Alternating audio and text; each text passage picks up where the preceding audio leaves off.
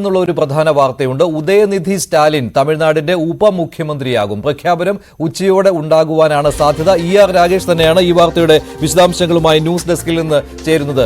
രാഗേഷ്, ഇതിന് മുൻപും ഇത്തരത്തിലുള്ള അഭ്യൂഹങ്ങൾ ഉണ്ടായിരുന്നു. കഴിഞ്ഞ മാസം പോലും അങ്ങനെയുള്ള വാർത്ത പ്രചരിച്ചതാണ്. ഉദയനിധി സ്റ്റാലിൻ തമിഴ്നാടിന്റെ ഉപമുഖ്യമന്ത്രിയാകുന്നു, സ്റ്റാലിന്റെ പിൻഗാമിയായി ഉദയനിധി വരുന്നു എന്ന്. പക്ഷേ അന്നൊന്നും അത് നടന്നില്ല. ഇത്തവണ പക്ഷേ ഇത് ഉറപ്പിച്ച കാര്യം തന്നെയാണല്ലോ. കുടുംബത്തിൽ അങ്ങനെ ഒരു ധാരണയുണ്ട് എന്നുള്ള കാര്യം ഇപ്പോൾ പുറത്തു വന്നു കഴിഞ്ഞില്ലേ? അങ്ങനെയാണെങ്കിൽ ഉദയനിധിയെ ഇന്ന് തന്നെ ഉപമുഖ്യമന്ത്രിയായി പ്രഖ്യാപിക്കുമെന്നാണോ? അതെ, കാരണം കഴിഞ്ഞ ഒരു വർഷത്തിനിടയിൽ 3-4 തവണ ഇത്തരത്തിൽ ഉദയനിധി സ്റ്റാലിനെ ഉപമുഖ്യമന്ത്രിയായി പ്രഖ്യാപിച്ചേക്കുമെന്ന വാർത്തകൾ ഉണ്ടായിരുന്നു. അന്ന് പക്ഷേ MK സ്റ്റാലിനോ അല്ലെങ്കിൽ ഉദയനിധി സ്റ്റാലിനോ അതിന് അനുകൂലമാകുന്ന അല്ലെങ്കിൽ ശരിവെക്കുന്ന ഒരു നിലപാട് കൈക്കൊണ്ടിരുന്നില്ല.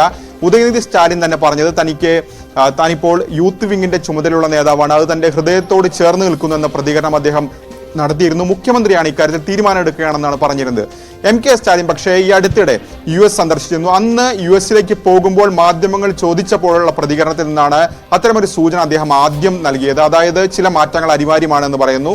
കഴിഞ്ഞ ആഴ്ച മടങ്ങി വന്നപ്പോൾ മാറ്റങ്ങൾ ഉടനുണ്ടാവും, അല്ലെങ്കിൽ ചെയ്യാൻ കഴിയുന്ന കാര്യങ്ങൾ മാത്രമേ പ്രഖ്യാപിക്കൂ എന്ന പ്രതികരണം MK സ്റ്റാലിൻ നടത്തിയത് ഇതിന്റെ സൂചനയായി കാണുകയും ചെയ്യുന്നു. ഏതായാലും ഇപ്പോൾ ലഭിക്കുന്ന വിവരം അനുസരിച്ച് ഇന്ന് വൈകിട്ടോടുകൂടി പ്രഖ്യാപനം ഉദയനിധിയെ ഉപമുഖ്യമന്ത്രിയായി പ്രഖ്യാപിച്ചുകൊണ്ട് പിൻഗാമിയായി പ്രഖ്യാപിച്ചുകൊണ്ടുള്ള ഒരു തീരുമാനം ഉണ്ടാകുമെന്നാണ് പ്രതീക്ഷിക്കുന്നത്. ഏതായാലും MK സ്റ്റാലിൻ എങ്ങനെ വന്നോ അതിന് സമാനമായ രീതിയിൽ തന്നെയാണ് ഇപ്പോൾ ഉദയനിധിയെയും ഉയർത്തിക്കൊണ്ടുവരുന്നതാണ് ഏറ്റവും പ്രധാനപ്പെട്ട കാര്യം. കാരണം 2006 മുതൽ 2011 വരെ കരുണാനിധി തമിഴ്നാടിന്റെ മുഖ്യമന്ത്രിയായിരുന്നു. അന്ന് 2009 ഭരണത്തിന്റെ 3-ാം വർഷത്തിലാണ് MK സ്റ്റാലിനെ ഉപമുഖ്യമന്ത്രി ആയിക്കൊണ്ടുള്ള തീരുമാനിച്ചുകൊണ്ടുള്ള പ്രഖ്യാപനം അന്ന് കരുണാനിധി നടത്തുന്നത്. അതിന് സമാനമായ രീതിയിൽ 2021 അധികാരത്തിൽ വന്ന MK സ്റ്റാലിൻ ഇപ്പോൾ അദ്ദേഹത്തിന് 71 വയസ്സുണ്ട്.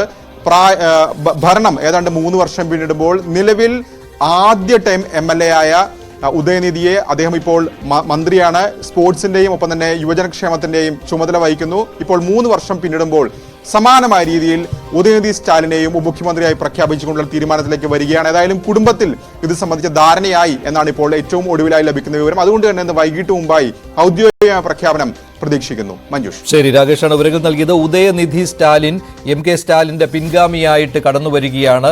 തമിഴ്നാട്ടിൽ ഉപമുഖ്യമന്ത്രിയായി ഉദയനിധി സ്റ്റാലിനെ ഇന്ന് പ്രഖ്യാപിക്കും.